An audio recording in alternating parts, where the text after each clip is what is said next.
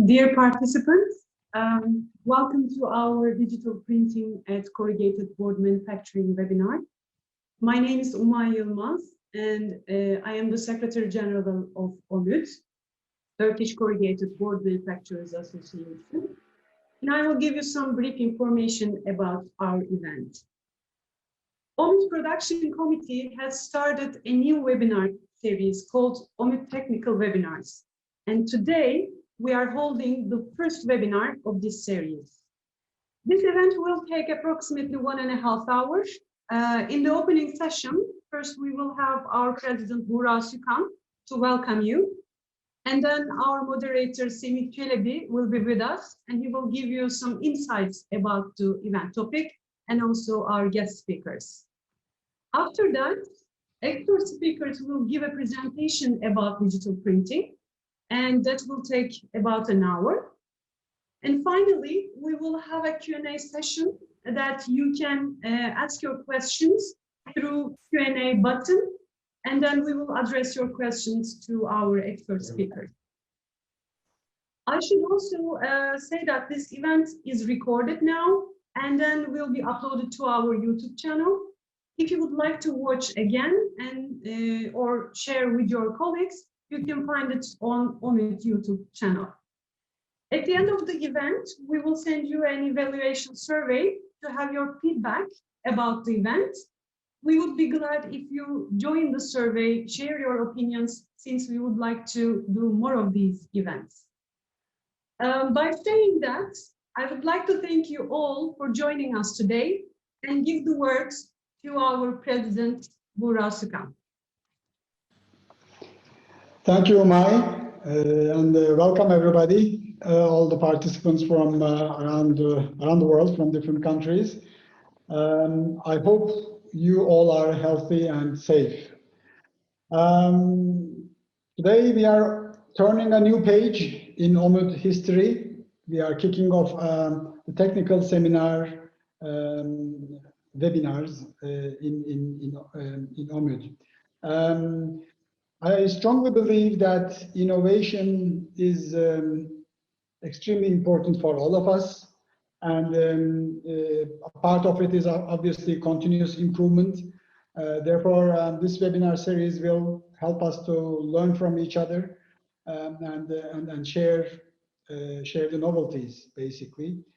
In creating this webinar, behind the scenes, there was a lot of work done. I would personally like to thank all the production committee members for their efforts to make this series come alive.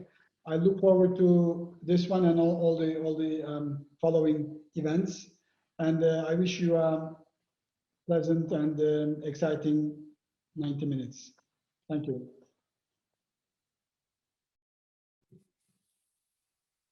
Thank you.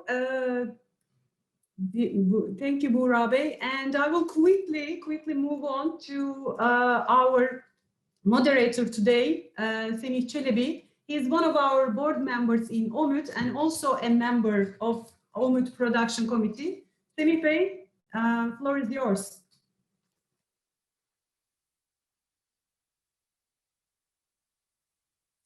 Semih Bey, we cannot hear you. Can you unmute yourself? Yes, unmute mode. Thank you. Thank you, Buğra. Thank you, Umay. Good morning, everybody. Today we are excited to start the first OMÜD Technical Seminar. I would like to welcome all participants who join us today and say about a few words about OMÜD Production Committee.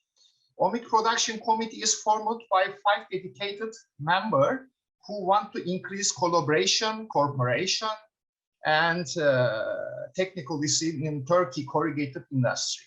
One of the things we could like to was event that allow us to share knowledge, experience, and expertise.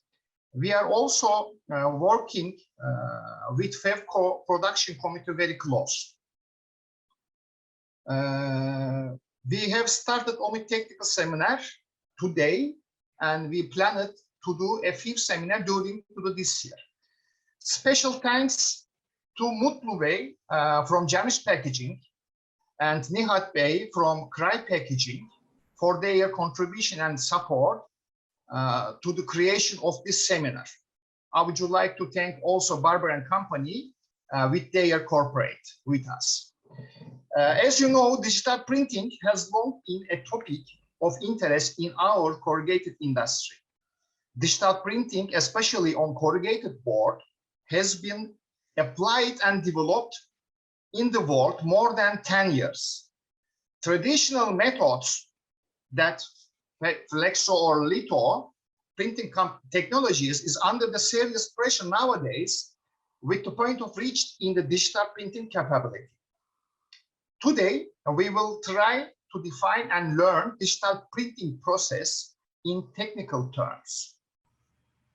We will learn about techniques, technologies used in digital printing process, components of the printing, print head technology, color and ink, and latest one, comparison of the other printing technologies versus digital printing.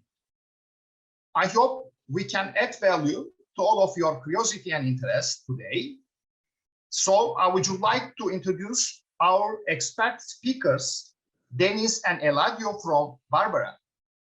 Dennis was born in Holland and active in Barberan since 1996, starting off the sales manager as a sales manager for Eastern Europe and Benelux, and today responsible for sales in Europe and US.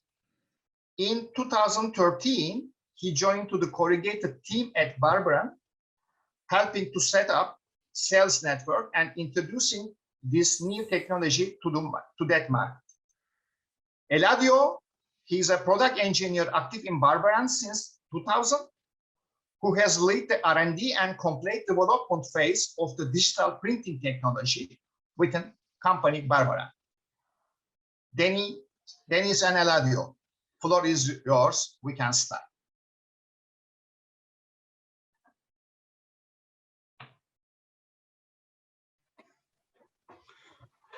Hello, good morning. Thank you, Mai. Thank you, Semih. I think that I don't know if you can see in the screen the presentation. I cannot see it now. No. See the panel. First of all, let's say we would like to thank you, of course, OMÜD, for enabling us to share a little bit of the information on digital printing with the people present in this presentation. So I'm going to share my screen. 1 second.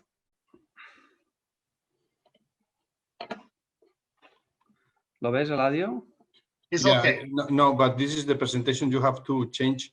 Okay, 1 second. Let me do what I did yesterday because.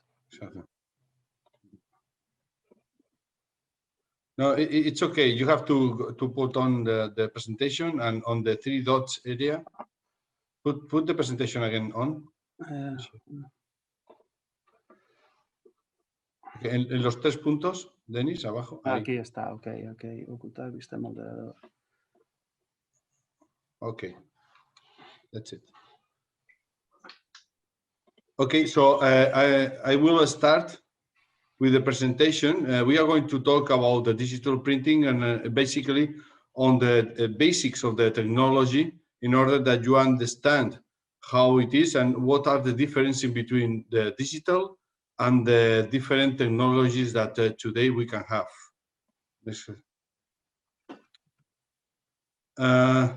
In digital, we don't have a physical cliché. We don't have a tool or something that we can, in case that we have an error of printing, we can change or we can store it in some place.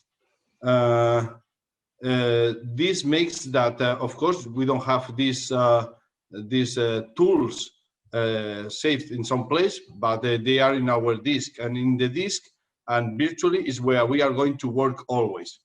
Also, there's no possibility to change the ink color just mixing the inks or doing some trick or in the lab.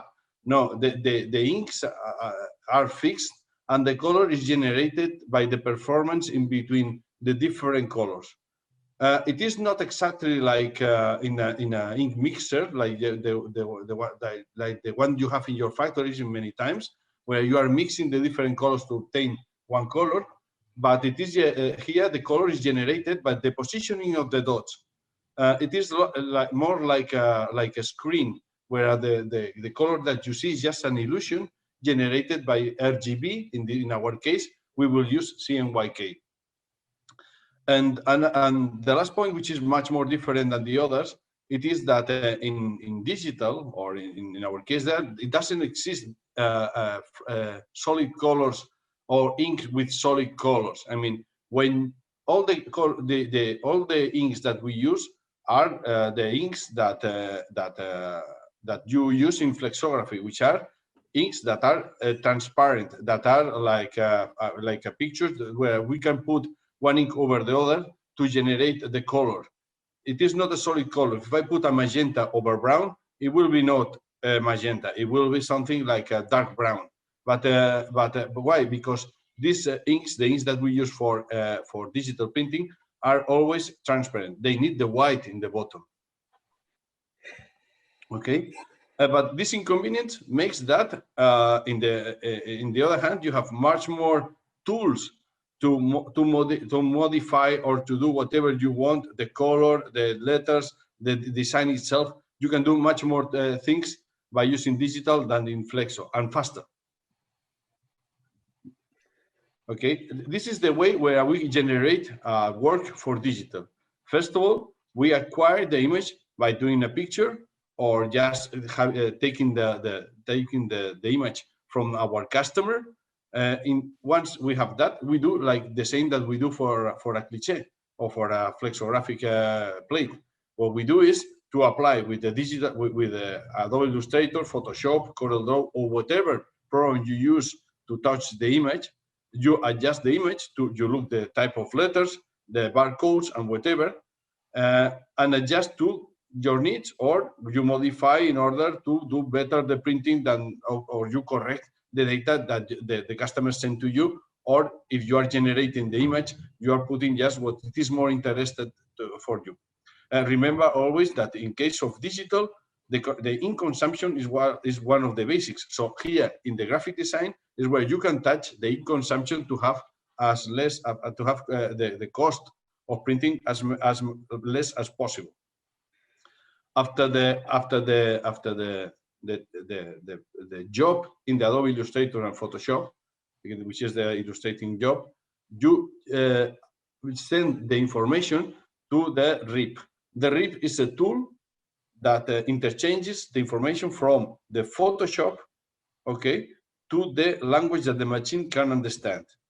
From something which is talking about colors, type of letters, and vectors, to something which is just dots that the machine will place over the board. Once you print it in the machine or in the RIP, you cannot touch the image. I mean, the image is always touched and designed, even the color, it is touched on the graphic design. So if you need to change the print, you have to go again back to graphic design to touch the image or change the color or do whatever that you want to correct the error that you have done during printing. Okay, this is because, in fact, we are sending the image from Photoshop or from Adobe Illustrator directly to a black box that will process everything and will arrive to the printing. But even it is possible to correct something on the print stage. Okay, that will be more related about the dot expansion or covering of the ink or whatever. But it will be not basically the changes of change of letter or change of color or something like that. That will be completely necessary to do in Adobe Illustrator or Photoshop. Next slide, please.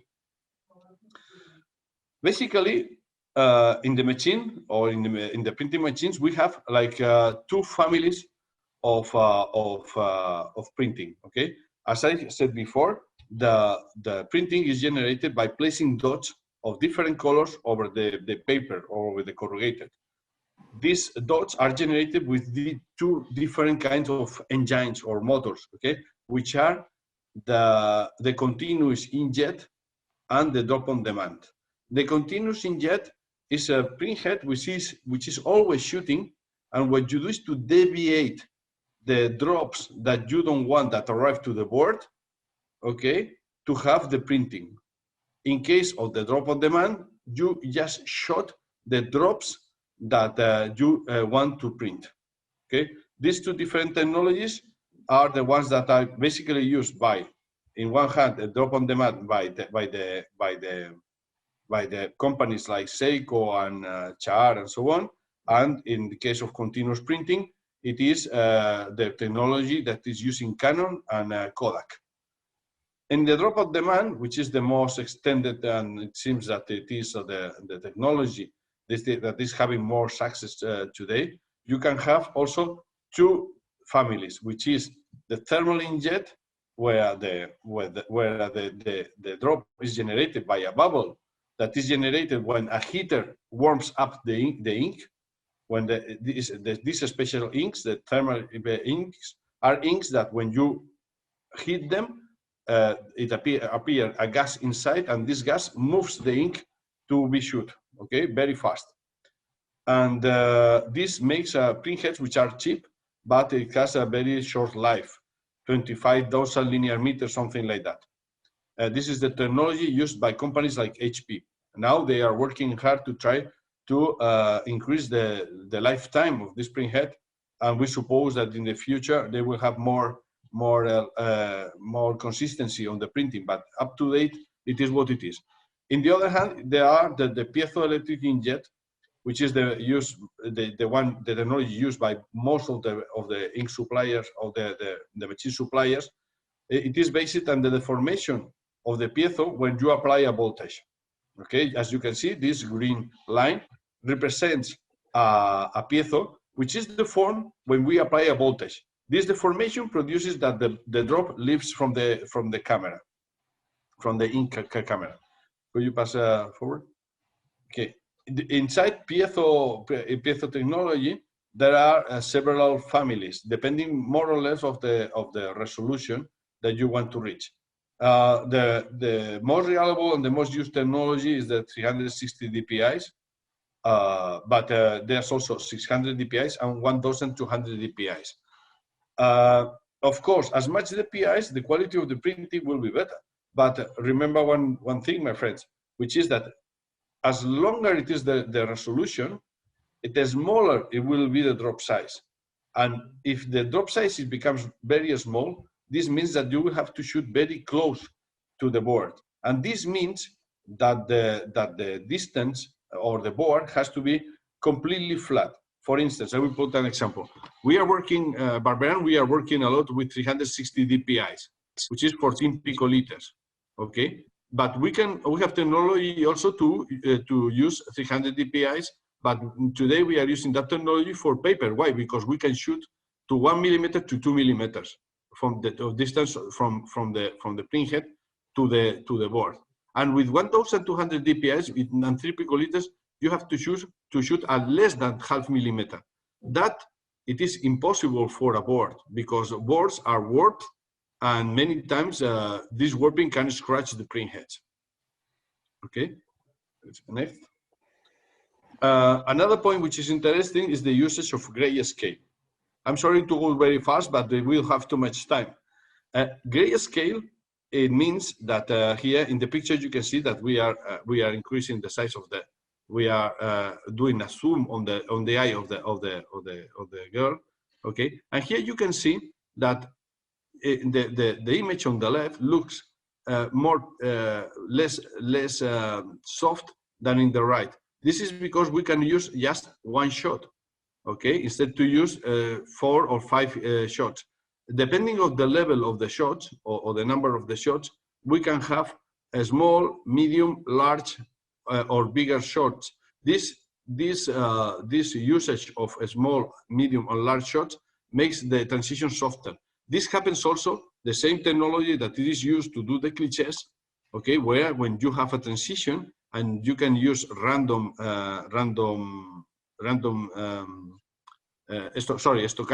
stochastic texture, then you can use also different sizes of dots, okay, to do the gradation softer. In digital is the same. The usage of grayscales or different sizes of dots makes possible that the transitions and the soft colors will be lighter and much more defined than when you use big drops, because if not, you can see the image completely pixelated, like in the case of the left side. Okay. Grayscales refers exactly to drop sizes. Exactly. Here you can see in the image how we have, when we shoot the print head here on the bottom right, you can see the different drops. Okay, and in this case you can see how the drops are small, medium, or large. Okay, these shoots are of the same print head from in the same position, and here you can see how the drops are quite different. This makes that in the depending of the level when you shoot, you have light cyan, light magenta, or light black, and this depends also of the size of the drop that you are shooting. Next, please. Also, you can have there are also like two families of machines. The machines that use CMYK and the machines that use RGB. RGB is more used for sublimation and different kinds of things that are more related to the transferring of the foil to the board.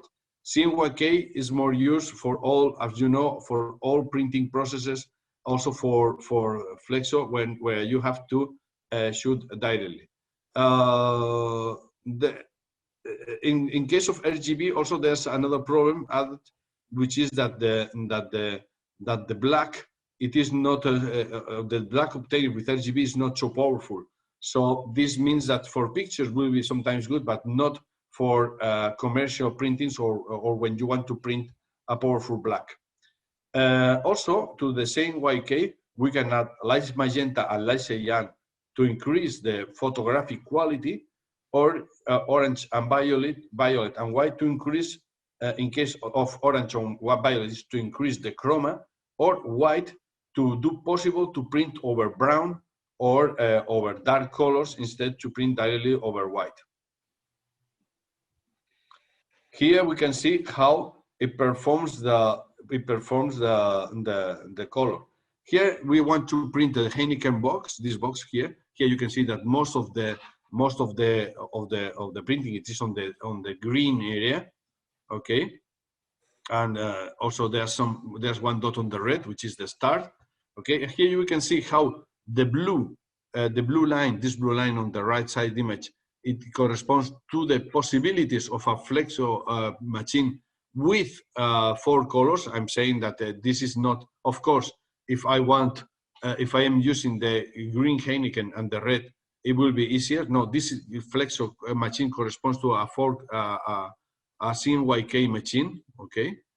And this is the digital press, the red line, it corresponds to the digital press. The digital press has better red and better green than the flexo machine with 4 colors. Okay, and this, if we use orange and violet, these sides are increased. Okay, and instead to be a square, it is more round. Okay, can you pass again? This is because here we can see how we have the CMYK and how we put the color T. It is referred to the colors magenta, yellow, and cyan. Okay, and how when we increase the green, the violet, and the orange, for instance, we can see how we can increase the gamut because we can use more colors, okay, to support the color of the color T. Okay, next. There are several kind of things, but I think that you will explain this, isn't it, Dennis? Yes, I will take over from here. Okay. So thank you, Eladio. So I will take over from here. Let's say the explanation, of course, that Eladio has given is is the basic. Of course, if customers do want to know more in-depth insight, we are of course always available to have an additional discussion with Eladio. We are just trying to, let's say, explain here the generals of what digital printing is about. It is just a draft map. Exactly. So let's say, as Eladio has explained, there are different printhead suppliers, but besides the printhead suppliers, machine suppliers, of course, in the market, there are different inks which are then used with those different print heads and as well with the different machine supplier. Each machine supplier has chosen its own path with regards to the inks they want to use. So in the market, there are at this point 4 different inks used in the corrugated industry. The first would be a pure water-based technology, which is, for example, companies like HP, Durst. Hybrid UV water-based. At one point, company Durst was also discussing hybrid UV water-based solutions. A UV-based solution like company Barberan, for example, or an LED UV solution, which is company EFI. So depending on the inks that you use, let's say you will get, of course, different results. 1 second. I don't know.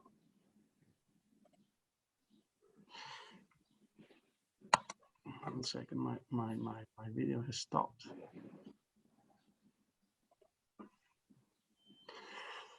So these technologies used today, let's say, are post or preprint.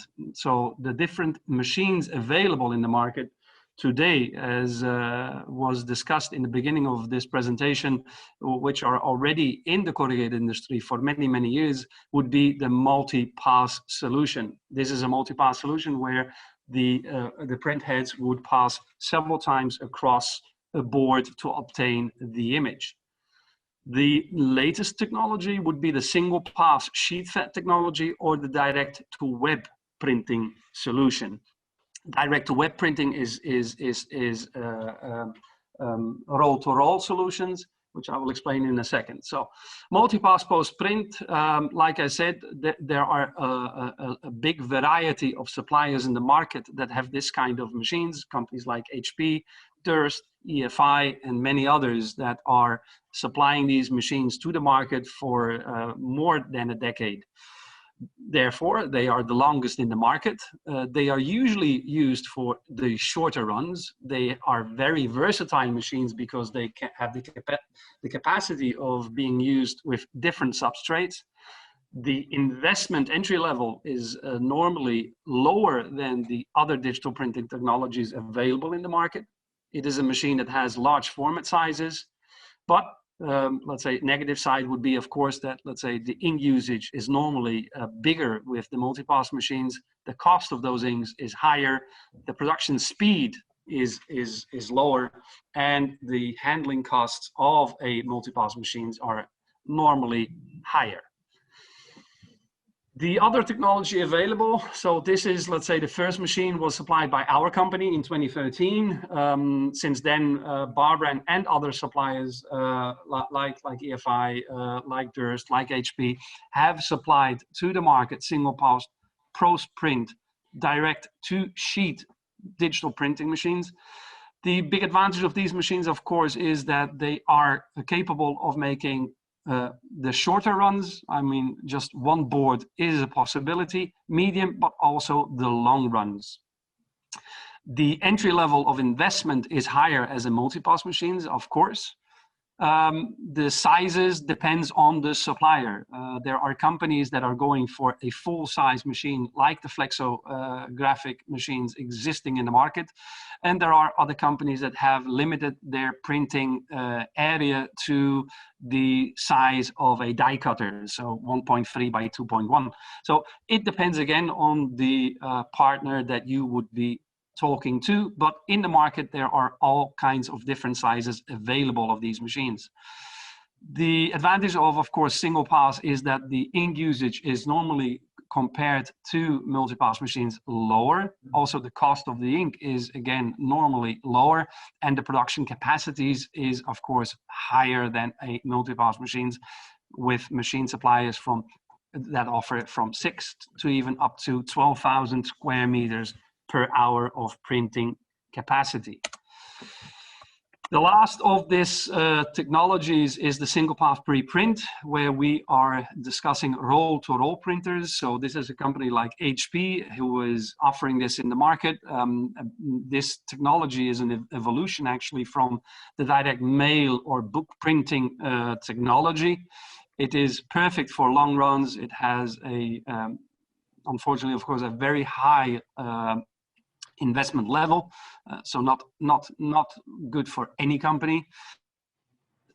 I think the biggest machine available in the market with a 2.8 meters in width.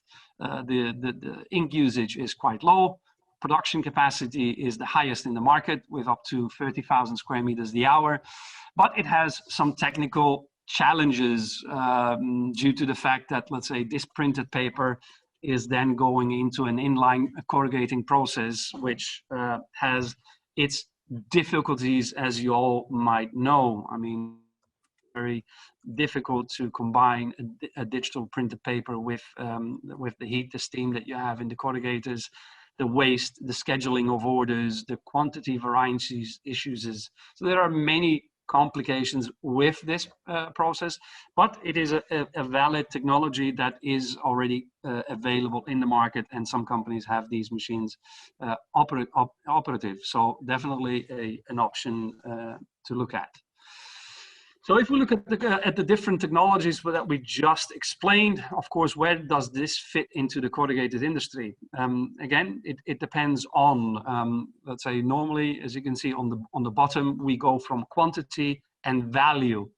So multipass machines are normally used for low and medium run productions, where normally the added value is quite high, which is, for example, in the display industry. In the beginning of this technology, the multipass machines were only used for the display industry. So all the other industries, so where we are making comparison between high quality post-print litho labels, the 3-color printing boxes or the brown boxes, there we would have a perfect fit for single pass, and of course for the displays, because in the end, let's say, single pass machines also produce the displays. So depending on the usage that you want to give to the machine, multipass machine would definitely be a good option for only doing displays. If you want to do higher productions, then let's say a single pass machine would be a better fit, most probably, for your company. So why is digital the right technology for the corrugated industry and your company? So I have taken the liberty to let's say, put a video. This is a video of one of our customers, from the Barberan customers in the United States, that bought a machine from us in 2015. They have on LinkedIn, they posted this video, which I think is a very good explanation of where they are using this machine and what they are gaining with this machine. So this company is called Avid Action, and it's a video about 2.5 minutes. This is the Barberan Jetmaster 1890, the largest single-pass digital printer in North America. Its large format printing capability of 74 inches across by 120 inches through, and the capacity to produce over 75,000 square feet per hour is why we have fondly named our Jetmaster the Beast from the East. Printing with 324 Seiko printheads that produce 360 DPI resolution allow intense graphic reproduction. Our digital ink and primer partner, INX, has provided Avid Action with Swiss Ordnance compliant UV inks, enabling us to reproduce a variety of simulated metallics, along with 95% of the Pantone library, in most cases within a Delta 2 color tolerance. This is achieved with an expanded gamut ink set of violet, cyan, magenta, orange, yellow, and black. Similar to having other printing equipment, sheets are fed through a feed section with the capability of single or dual feed depending on the sheet size. A roller coater applies a precise amount of primer that seals the material and is cured in-line prior to printing. Once the sheets enter the Jetmaster's climate-controlled cabin, the sheets are cleaned and run under 3 static bars to remove any surface energy that would interfere with the printing process. The digital printheads are lowered to 2 millimeters above the print surface. This is where flat sheets are critical to the print process. The 324 Seiko printheads are able to print with precise ink droplets that enable to consistently reproduce detailed packaging and display graphics. The ink droplets are controlled by applying a low dose of LED light that transforms the ink droplets to a higher viscosity in a process called pinning. Once the ink is pinned, it then goes through 3 cycles of curing using a combination of gallium and mercury lights that seal the ink to the substrate, making it ready for converting. The key to our client satisfaction is due in large part to Abbott Action Packaging's Design Center, staffed with industry experts in structural, graphics, and prepress, utilizing a blend of state-of-the-art technologies, G7 certification, and advanced graphic workflow, and real-time analysis of print results have proven from proof to print, the first sheet to the 20,000th. We have a stable and reliable print method. Since January 2017, Abbott Action has converted 99% of our litho clients to this award-winning technology. We also provided cost saving to our Flexo clients, enabling them to not have to purchase printing plates for the one-and-done jobs, provided a total cost saving and expediting time to market. In just a short time of providing our clients with the quality, speed, and versatility of this new print method has proven this innovative technology is the way of the future. We look forward to showing you what our digital print beast can do with your next packaging or display project. Thank you. So I have placed this video because I think it's very clear. The message as well that came across from this particular company is that they mentioned that 99% of their litho customers have been converted to digital. So I think that was a very interesting fact that they shared in this video. So besides what was all explained in this video, digital will allow you to make a beneficial production when you are in shorter runs, definitely.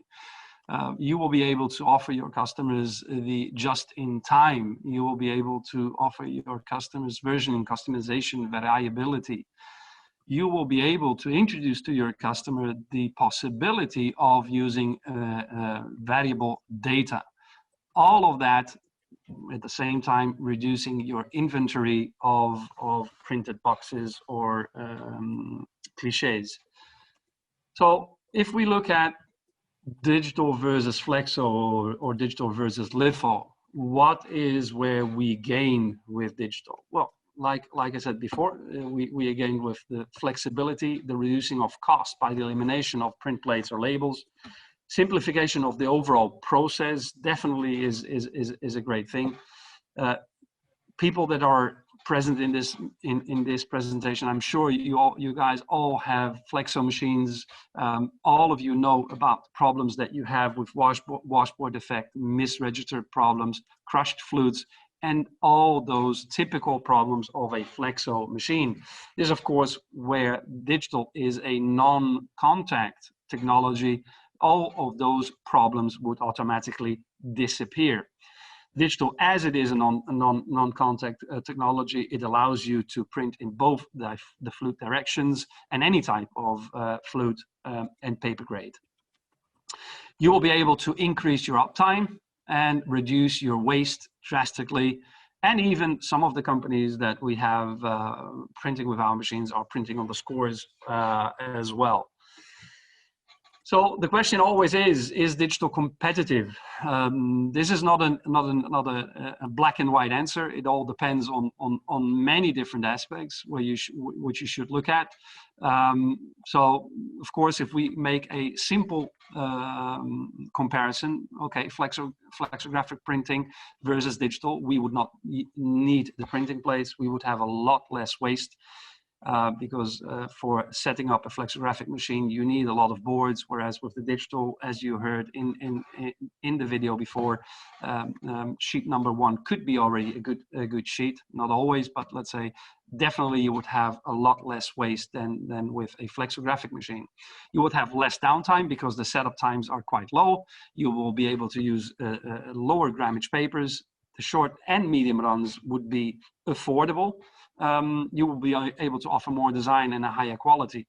And then let's say the cost, depending on the run order, could be similar to Flexo. It could be lower, it could be higher. Let's say that will depend on each job.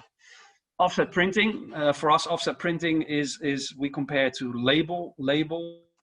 label process, where you would normally have a higher processing cost. You would have less waste. We don't need the labels. We have, again, less downtime. Short and medium runs are definitely more affordable with digital versus label.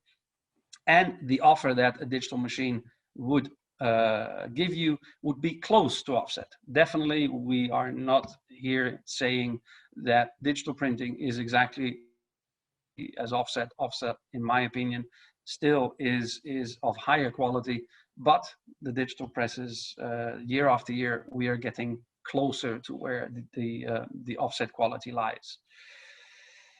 So this is just a short explanation again on all the cost reductions. So it's a little bit of a repetition of what we said before: the elimination of the print plates, labels, downtime, personnel costs, no more storage costs, so no more obsolescence cost, which is definitely, I think, into consideration. You just print what you need. No more storage costs. We are reducing the waste because, like I said before, you only need a few sheets to set up the machine, whereas with Flexo and Litho, that will be a lot bigger. The simplification of the process. So if we look at the process that you would have with a flexographic, you would first, let's say, make the design, you make the print plates are shipped to you, the print plates are stored by someone. Then when the order is run, the print plates are taken out of storage, placed into the machine, the ink is mixed, the order is run, and afterwards you need to clean those print plates again, store them again, and clean and store the inks as well. Whereas with digital, as Eladio explained before, the only thing that you will need to do is the optimization of the file that you normally would get from your customers and immediately send the file to the digital printer. So all of the previous that we have just seen here is taken away out of the process, simplifying the process and therefore speeding up the process and time to market. So looking at the costs, again, this is all very general information because, again, it is something that we have to look at per order, where the break-even point would be with the different technologies. But as an average, and again, depending on the country, depending on the quality of the print plates that you use in your Flexo machines, but for high-quality print plates, normally the cost would be between 1.5 to 4,000 euros, where the average cost of ink of 1,000 square meters would be 15 to 20 euros. The average setup times is about 30 minutes, 2 persons maybe. An average production speed of a Flexo machine would be 4,000 to 5,000 sheets the hour. Whereas with digital, the average primer and ink cost would, for 1,000 square meters, would lie approximately around 120 euros, the 1,000 square meters. Setup times, and this is data from customers from Barberan, is about 5 minutes. And the average production speed is between 50 to 60 meters per minute, meaning about 3,500 pieces the hour. Litho label, the cost of litho label, of course, is quite high. It depends on the quantity that you're buying. So let's say difficult to give there an exact price. The setup time for a laminator would normally be about 30 minutes with 2 persons, and the average production speed here is about 2,000 to 4,000 pieces the hour. So similar to what we will be doing in the digital press, but definitely at much lower cost. So let's say these are normally simple comparisons that you make. So you say, okay, what the normal question the customer always asks, okay, so what is the price, the ink price from digital versus that I have in a Flexo machine? Of course, let's say if you make a comparison, it is not that simple. You have to make a more in-depth comparison. So like I said before, you have to take into consideration the cost of the print plates, but as well, you have to take into consideration all the other costs involved. So not just the print plates and the ink cost, but as well, for example, yes, Flexo generally is a faster machine, and therefore you have lower machine cost. But Flexo requires a longer setup time with the additional personnel cost. Normally, the Flexo ink cost calculation is not taking into consideration a lot of the ink which is wasted in the cleaning process.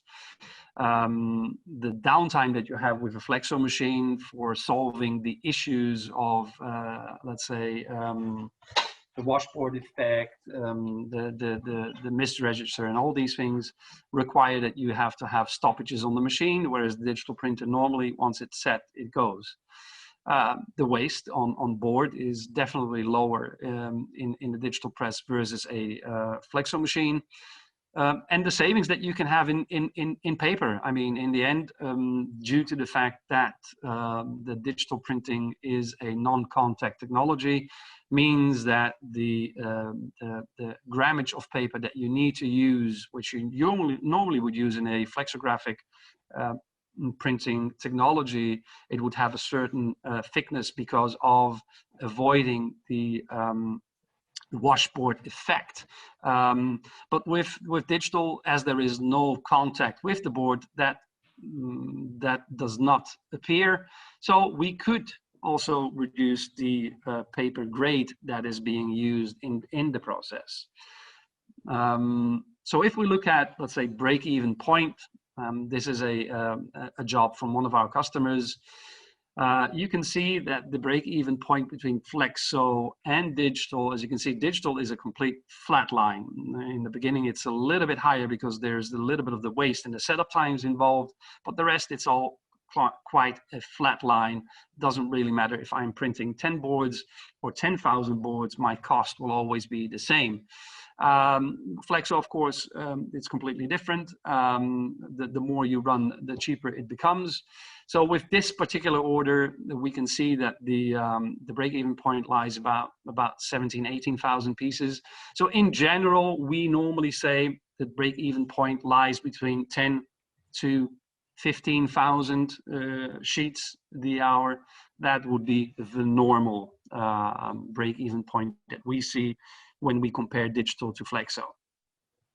With Litho Label, it's a complete different thing, and that's why you heard before our American customers saying that they have converted 99% of their customer base from Litho Label to digital. The 1% that hasn't changed most probably is because they have certain metallic colors, special finishes that a digital printer is not capable of doing. But as you can see, Litho Label is definitely a much more expensive way of producing the boards. So digital is in most cases, I would say, the winner in that comparison. But let's say it is, in my opinion, my personal opinion, let's say it is not just about making a cost comparison. You have to, when you want to sell digital, it is not just placing a digital press in your company and use it as any other machine that you have within your company. A digital press will be able to add value to your customers. And that is the change of the mindset that the people that sell the product have to have. You are selling value and solutions. You're bringing solutions to the table to your customers, which in the end have a value. So do not undersell digital. Digital will be something that should be more expensive because you are bringing solutions to the table to your customers. You are satisfying their needs. So as it said, the customer pushes the need, you push the price. So depending on, so this is, for example, an example in one of our customers in the US. Let's say, of course, by having the variable data printing possibilities, they were able to print this in the same run, all these different designs where you would have the same can, but you would have different graphics on the boards. So again, customers are willing to pay more money for this. because it brings them value. So does that mean in the end that digital is going to change the corrugated industry? Is it going to replace the existing printing technologies? This has been a discussion amongst many people. In my opinion, I believe it will not.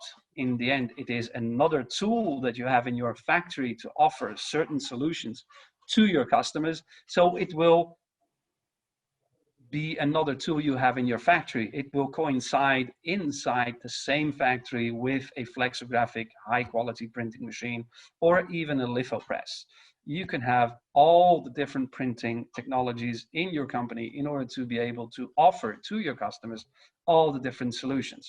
So then you will get a mapping criteria. Would be when to use which technology. And there are, of course, different criteria that you have to take into consideration: the production cost, the quality of the print, the order size, and time to market. Well, as I mentioned here underneath, it is not necessarily in that order. Sometimes you will have a customer that needs the boxes tomorrow. None of the existing printing machines you have in your company is capable of a customer coming in with a USB stick, with the design on that stick, and let's say leaving your factory if he wants with his truck with the order run in a couple of hours. There is no other technology capable of doing that. So customers are willing to pay for that. So for that particular customer, the time to market issue would be more important. So then the cost will be less important. Of course, nobody wants to, let's say, pay top dollar, but in the end, a couple of years ago, one of our biggest customers here in Spain was running for the strawberries. It was an order of about, I think, about 50,000 strawberry trays. Customer needed that product to be on the shelves in the next 2 days because it is a perishable product. So in the end, the costs were, of course, always a discussion, but time to market was a lot bigger importance to the customer. So therefore, the only real option was digital. So therefore, what I'm saying, it will be an additional tool in your factory, living next to a flexographic press or a litho label machine. So in the end, the message we are trying to get across is that the customers like yourselves need to be prepared because the change is already there. I mean, the first machine sold by Barberan was in 2013. In between Barberan, EFIs, HPs, I think there are already a couple of hundred machines in the market making digital printed boxes every day. And in the end, the loss of losing clients, as it is said here, because if a customer comes to you and you are not capable of offering them a solution to their problems, then they will look somewhere else. So therefore, the message is be prepared, look into digital, because this will be a part of your future. Yes or yes? So this is a little bit the general explanation on the digital printing technologies in the corrugated industry. This is a general of all the technology available and the different machine suppliers. Now we have a small part of explanation on just the Barberan digital printer and what company Barberan is about. So company Barberan, we come from the furniture industry. We are building machines since the 1960s. 1972, we made our first flexo and offset printers for the wood industry. And we gradually went into digital, where in 2004 we started to investigate. In 2007, we manufactured our first single pass printer. In 2013, the first machine was supplied to the market. And as you can see on the right side, many awards were given to these machines. So today we have about 24 installations in the world. The first one was in 2013. And each year, as you can see, it has been growing. 2020, unfortunately, because of the COVID crisis, has reduced a little bit the the investment level with all the corrugated companies worldwide, but we expect 2021, 2022 to be again as previous years. So as you can see, most of the lines that we have are in Europe and North America. And Barberan is producing 3 different presses. We have the Jetmaster 1260, the Jetmaster 7015, and the 1890. The title of the machine stands for the maximum printing width it can print. So 1260 millimeters, 7050, or 1890. The sheets are normally a minimum length of 600 up to 3 meters. We have one customer in the US that is printing even up to 5 meter long sheets, which is for the pallet skirts or for the TV boxes that they use in the US. The colors of the machines today, I would say, are almost all the machines that we supply are with CMYK orange and violet, and the machine has the capacity of single or double feeding of the boards into the press. So normal production line of Barberan would be in a bottom lead edge feeder, a priming station to apply a water-based primer to get the closing of the paper and a good adhesion of the inks later to the paper. CMYK plus orange and violet printing machine, and then a stacker and an unloading dock. So the feeding system, as I said, we have single or double feeding. As you can see on the left, we have the single feeding. The double feeding would be, let's say, when you run the smaller sheets in order to optimize the utilization of the printing capacity. The machine can be used as if it were 2 independent digital printers. So you would have a left and a right sheet. We will have independent sensors that are reading the beginning of each board, and we will print on each sheet. Normally, it would be the same design because it's just to reduce the production time, of course, but if we want, we could have on each left and right different designs if that would be something we want. Afterwards, like I said, after the feeding, we would get the primer station. This technology is a water-based technology. It uses a Dr. roller, which allows us to apply an even layer of the water-based primer, depending on the type of paper that we are using. Let's say the primer is a must when we speak about coated papers. It is recommendable when we speak about non-coated papers, because in the end, non-coated paper, if you would apply directly the ink to the non-coated paper, the paper would absorb the ink, and finally, of course, you would get a less powerful print. So that's why, let's say, the primer is definitely, in our opinion, a must in both cases. After that, as it is a water-based primer, you need to dry, of course, before you print. So there is a hot air tunnel with evaporating the water contents from that primer. And then we go into the digital press. So Eladio has explained the different printing heads that are on the market. Barberan uses the drop-on-demand print heads with the 360 by 360 DPIs, with the 4 grayscales. We use UV curable inks, and one of our ink suppliers also has the low migration inks, which I will explain in a minute. We have different curing systems on the machine. We have the LED, which is for the pinning. The pinning is a technology where we are half curing each dot once it has been applied to the paper, so in order that we can control the dot expansion. Because if I drop a dot onto a paper and I am not curing it instantly, then that dot will expand. And of course, when you do text, you do barcodes, that expansion is then later on giving you a lesser quality of that text. So that is definitely why the pinning technology is a very important technology. The machine comes in a complete closed environment. So we place a clean room around the machine where we would have temperature controlled environment in order to have a stable printing process. Barberan is maybe a little bit unique in the market, I would say.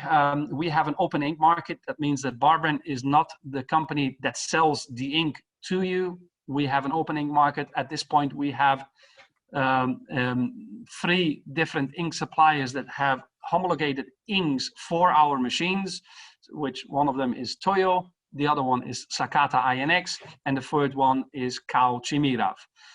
All these companies are using inks that have Swiss Ordnance, EUPIA, and the Nestle certifications.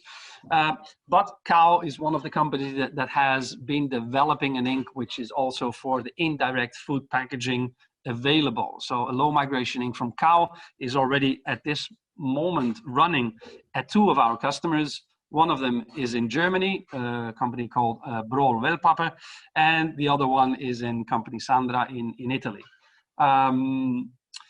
Tomorrow, let's say on the 23rd of April, Kao Chimigraf will be having a seminar, a webinar as well on those low migrations with, combined with the Drupa. So if anybody is interested in learning more about those low migration inks, definitely I can send you the link so that you can also team up with that webinar and listen to what Kao will be explaining on the indirect food packaging inks that they have developed and which are running on our machines. At the end of the digital press, we have a downstacker, which is a common downstacker that you would have behind a corrugator. We do not build this stacker ourselves. We collaborate here with company New Engineering from Italy, and they are, let's say, experts in the corrugated industry, and they are the ones that supply this stacker to our company. So the reasons why to choose Barberan, there are many, but the pinning technology, the open ink market, the variable data, the low migration inks, the capability of working with all types of paper, reliable industrial solutions. As I said, we already have 24 production line working since 2013. So definitely, I would say that we have some experience with digital in the corrugated industry. To end, I have put a few more videos of customers of ours that have posted these on LinkedIn.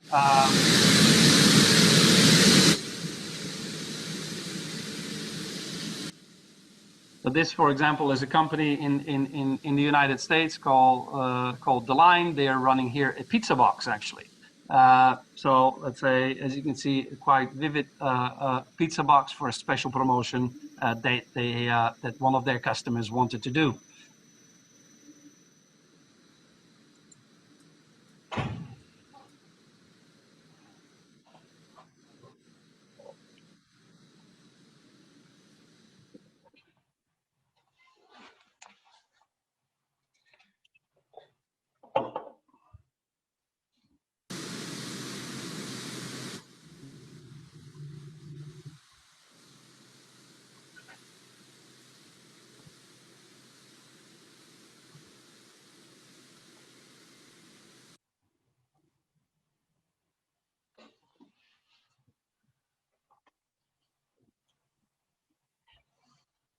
So this is company Avid Action in the United States. That was the second machine installed in the US. And this is one on LinkedIn from company Brol from Germany, where they are printing wine boxes.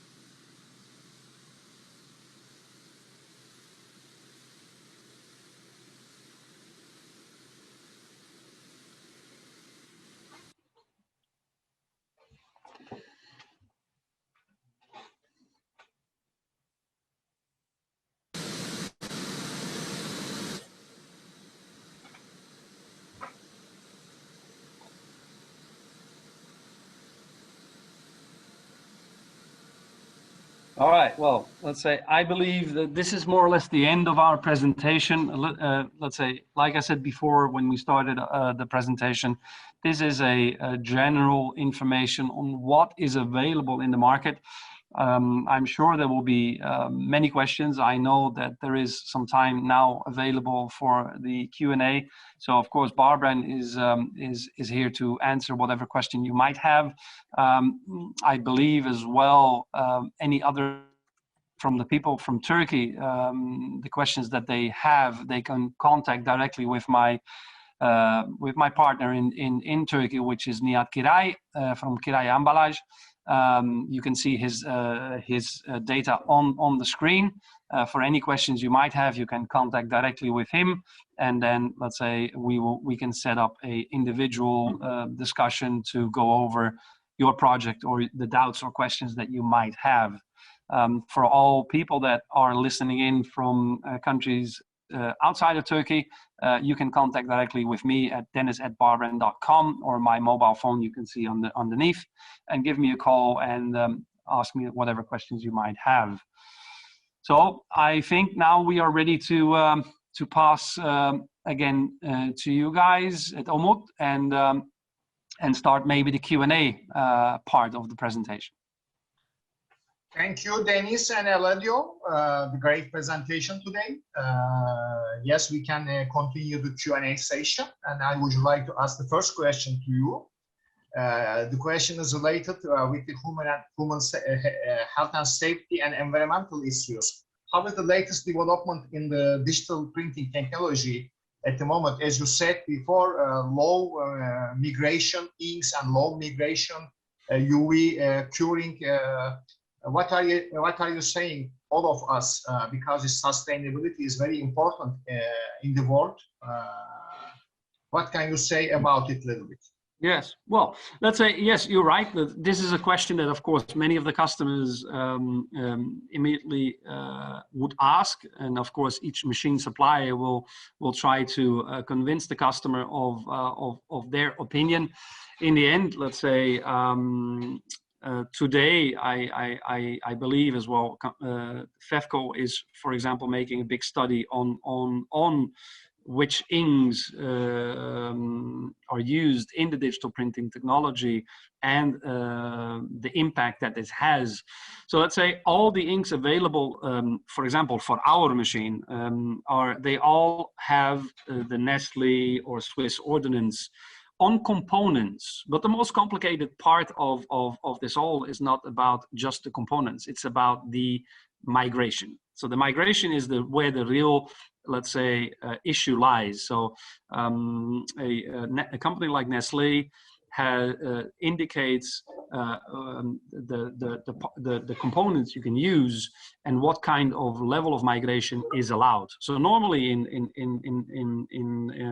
this, they speak about 10 points per billion of certain components that can migrate not more than 10 points per billion. So as you can understand, 10 points per billion, that is not a lot. So of course, let's say the inks are specifically designed with low migration inks in order to avoid the migration from that ink to the inside of the box. And I believe at this point, again, that there's always the question about UV versus water-based. And of course, Barberan, the reason why we are using UV-based inks is because of many reasons. I mean, the main reason is that, let's say, it is the most reliable way of producing, and it guarantees to you the longest lifetime of print heads versus a water-based machine. So water-based machines normally, let's say, they already have a preset time that a print head will last, and then you have to change those print heads. So the cost of the print heads is, of course, a very important part of the cost of a machine. So if you have to change them every year, then let's say your initial investment is not actually what you thought it would be, but it's quite more. So that's one of the reasons why we have chosen the UV based. So it's I always say it's a question of perception.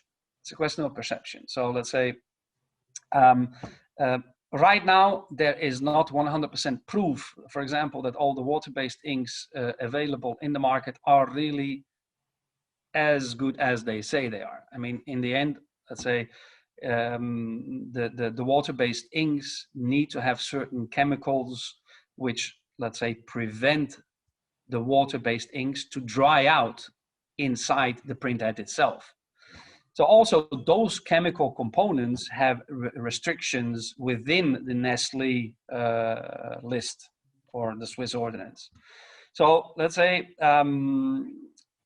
water is not water, but water as the word water is much more, let's say, how would I say, sellable to a customer than the UV, because the UV has had some bad reputation in the past when the first machines came out, where, for example, the inks, the UV inks had a big odor. You could smell immediately when a sheet was printed with a UV printable ink. Today, Barberan, EFI, all the people that use UV-based inks, I can guarantee you that we have passed the Robinson test, which is, let's say, against the odor. You will not smell anything. So there has been a big development on the inks. As I said, Kao has developed a complete low migration inks, which has been tested in Switzerland at a very well-known institute, which has given the, let's say, positive results back of them being underneath this 10 points per billion.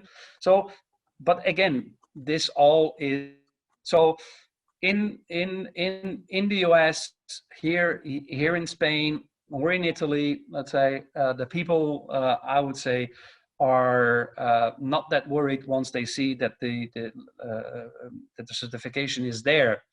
Maybe in some countries, especially Northern Europe, sometimes, you know, water is easier to sell because it has a better perception in the market. So it depends. I mean, there is no, you will have to know your customer base. You will have to understand what your customers are expecting. Let's say, this discussion is a very complicated discussion because I always say to the customers, are you using a natural fiber? Is your paper, let's say, recycled paper or natural paper? So because in the end, the recycled paper has, the content of the recycled paper is most probably worse than what we are putting on top. But again, this is a discussion that nobody wants to start. So in the end, I would say it's a question of perception. You need to know your customer base. You need to know the added value that you're bringing with each different machine, whether that being a water-based digital printer or a UV-based printer. That each customer himself has to decide what he believes is his market. Thank you, Dennis. For the other question, Umay, we are your side.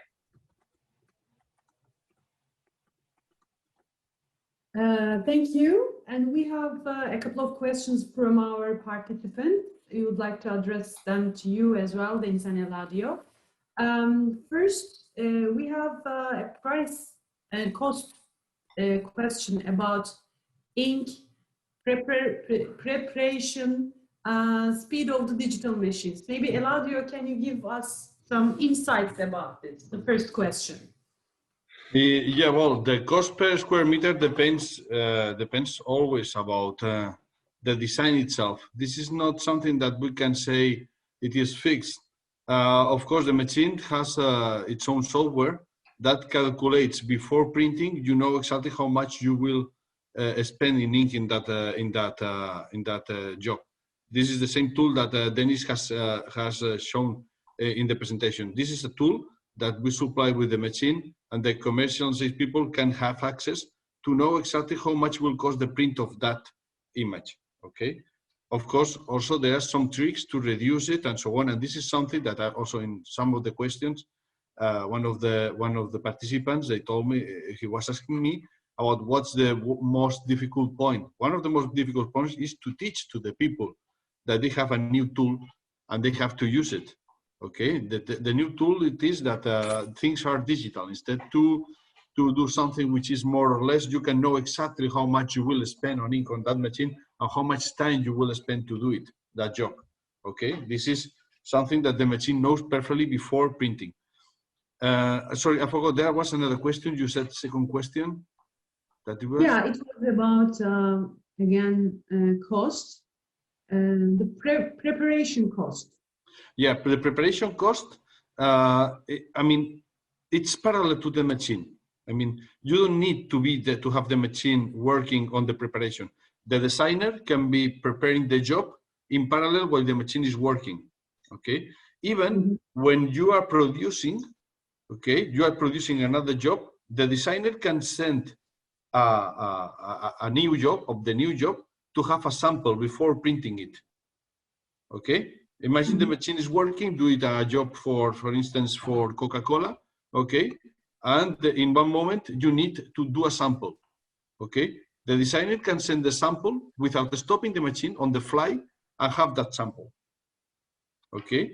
And preparation in between orders, it is just 5 minutes, no more than that, because it is just to configure the machine to the new size. Because you can, if you don't change the size, the change of printing can be immediate. I mean, you can change in any moment. Okay, while you are printing a job, you can change the job. The stop is just to change the size of the board that you are going to use. I just like to add to what Eladio just said. Let's say I think that with the cost, it is the people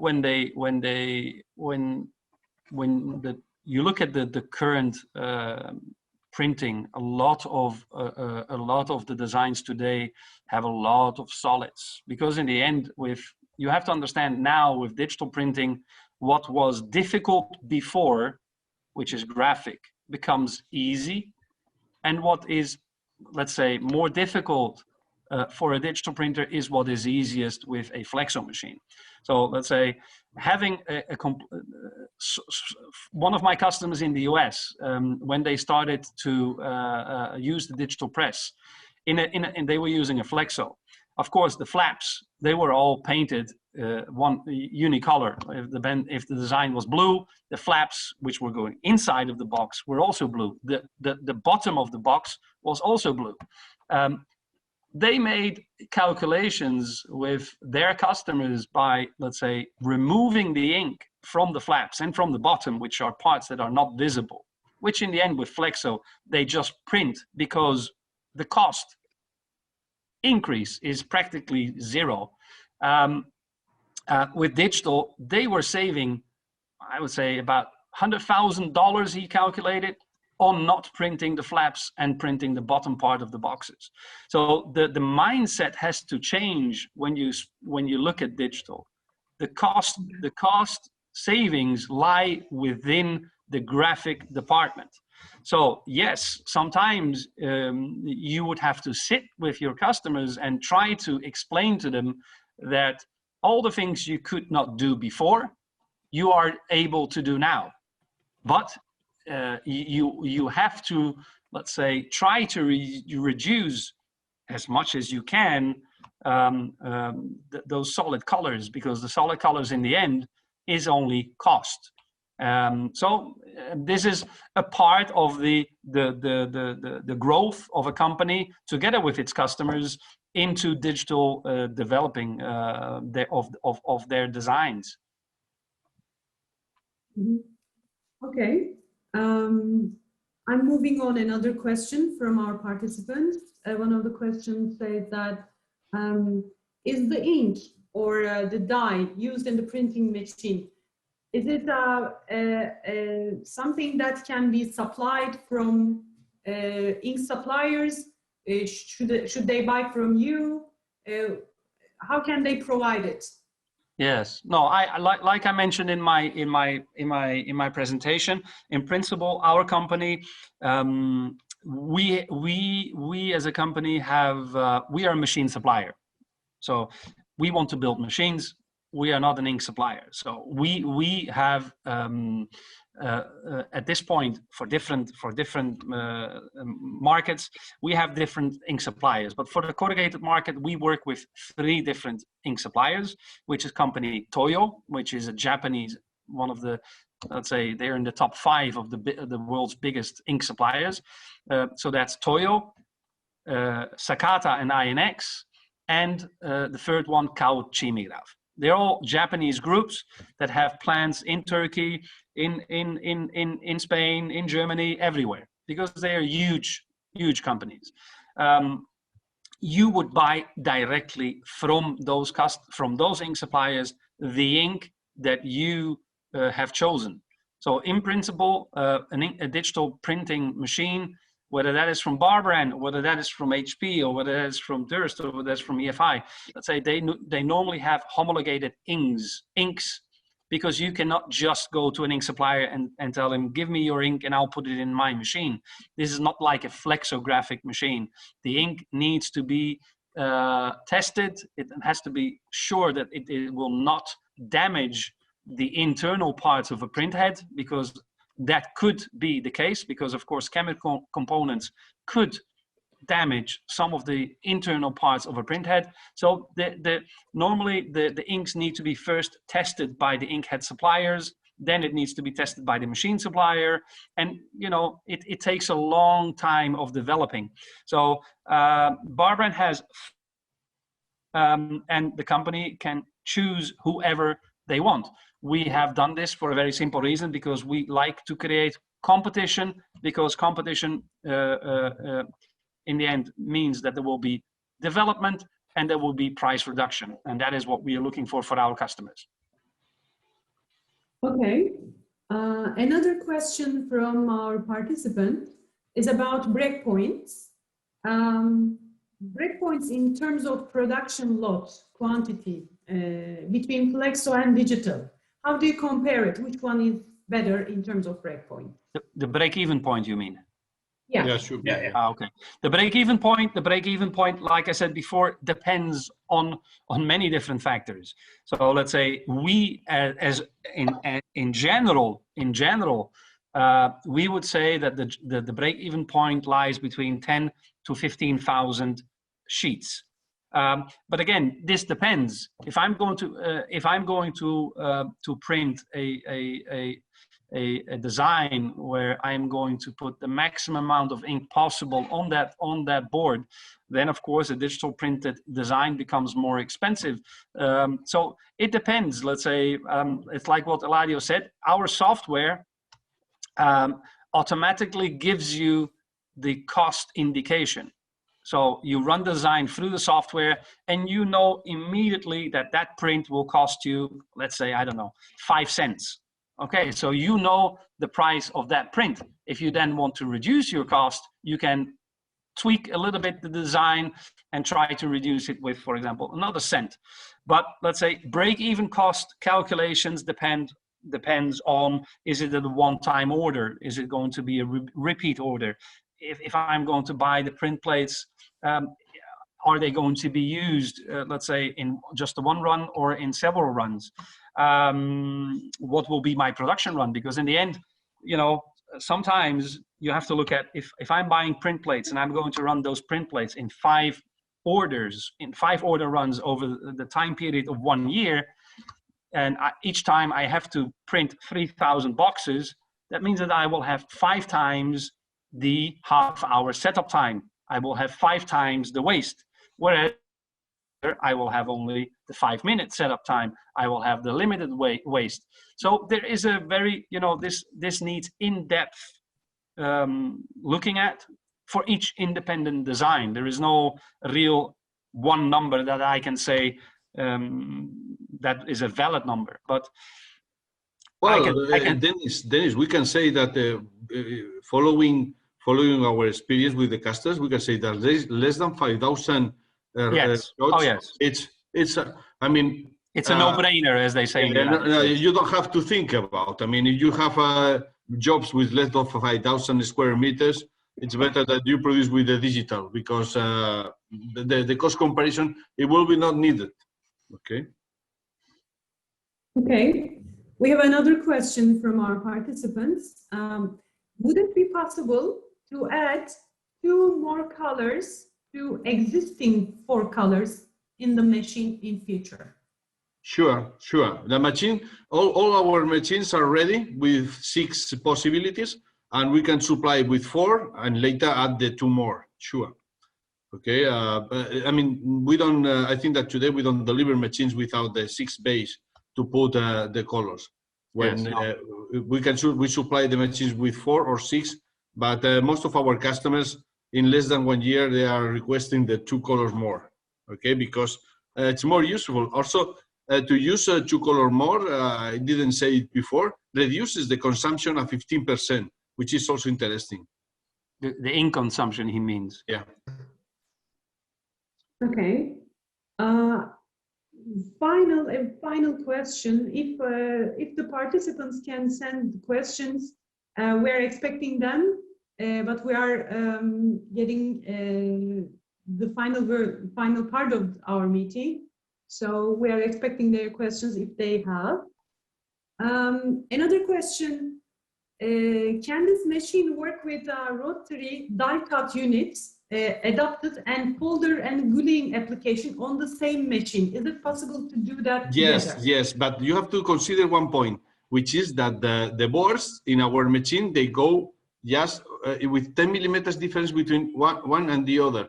And a slaughter machine or die-cut machine works with shots.